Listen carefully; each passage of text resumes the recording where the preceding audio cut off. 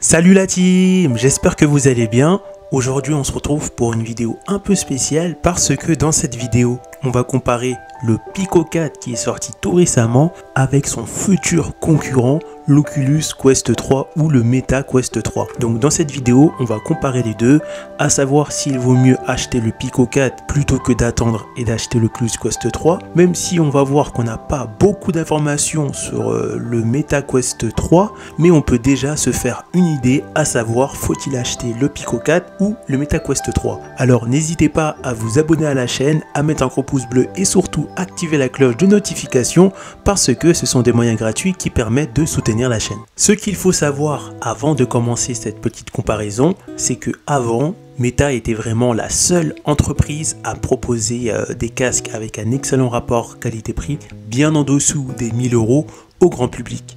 C'est vrai que c'était pas mal, mais malheureusement, vu que Meta était le seul sur ce marché à proposer des casques VR grand public avec un bon rapport qualité-prix, donc Meta pouvait vendre son casque comme il voulait, bien sûr en conservant un rapport qualité-prix qu'on retrouve nulle part ailleurs, mais dans un certain sens, Meta pouvait choisir la marge qu'elle se faisait sur ses casques à cause de l'absence d'un sérieux concurrent. Mais depuis quelques années, on a enfin un vrai concurrent pour tenir tête à Meta, et c'est bien sûr la société Pico. Donc Pico, ça fait un petit moment qu'ils se sont mis sur le marché de la réalité virtuelle grand public, tout comme Meta, avec le Pico 3 et maintenant le Pico 4 qui est vraiment pas mal, qui est vraiment un bijou technologique avec certes des inconvénients et des avantages. Et bien sûr, avec ce concurrent sérieux, Meta n'aura pas le choix, et pour son Meta Quest 3, Meta va devoir faire preuve d'ingéniosité, faire preuve quand même de nouveauté et ramener d'autres fonctionnalités pour tenir et faire face à un Pico 4. Maintenant qu'on a pris en compte que Meta va faire face à une solide concurrence avec la société Pico, maintenant on peut se poser la question, à savoir faut-il acheter le Pico 4 maintenant ou bien ne pas l'acheter et attendre le Meta Quest 3 pour les personnes qui souhaitent juste avoir le meilleur des deux. Donc maintenant on va parler un peu des caractéristiques du Pico 4. Donc on commence avec un prix de base pour 429 €, donc ça reste moins cher qu'un Oculus Quest 2. Après on ne sait pas encore le prix du Meta Quest 3, et avec ça on retrouve déjà un pass-through en couleur, alors que sur Meta Quest 1 ou Meta Quest 2 c'était toujours en noir et blanc. Donc déjà rien que pour ça on a de grandes chances sur le Meta Quest 3 de trouver un pass-through en couleur parce que la concurrence le propose aussi. On retrouve également une résolution de 2660 x 2660 pixels par œil. On retrouve aussi sur un Pico 4 un taux de rafraîchissement assez basique, 72-90 Hz, alors que sur Quest 2 on pouvait aller jusqu'à 120 Hz. On retrouve un champ de vision qui est quand même supérieur face à un Meta Quest 2. Pour le Quest 3 on ne sait pas encore, mais sur le Pico 4 c'est 105 degrés. Ce qu'il faut savoir aussi, c'est que sur le Pico 4 on retrouve cette fois-ci 1200 ppi, donc les pixels par pouce. Pour ceux qui ne savent pas ce que c'est, en fait, les pixels par pouce vont tout simplement nous permettre d'obtenir plus d'informations sur les pixels et donc de créer une image qui soit plus nette et de meilleure qualité. On retrouve une meilleure technologie des lentilles avec des lentilles de type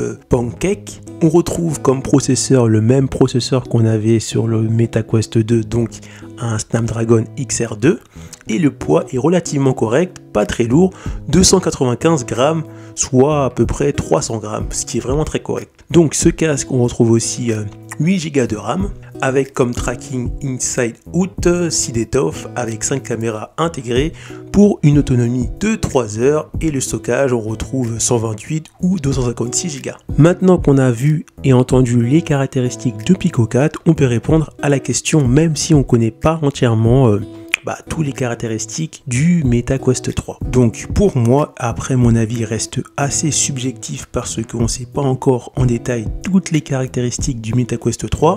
Pour moi, il faudrait plutôt partir sur un Meta Quest 3 plutôt que le Pico 4. Mais après, ça peut être intéressant de découvrir Pico parce que c'est pas le même univers, etc. Mais si on veut vraiment choisir entre les deux, il faudrait plutôt attendre le Meta Quest 3 qui devra arriver d'ici un an ou peut-être un an et demi ou même moins d'un an. Pourquoi? Parce que déjà, si on parle en termes d'exclusivité, beaucoup de jeux intéressants en VR qui vont se démarquer des jeux classiques qu'on retrouve, on va les retrouver exclusivement sur le store Meta. Parce que Meta cherche à avoir de plus en plus de jeux exclusifs pour se différencier des autres stores tels que Steam VR ou bien le store VR de Pico.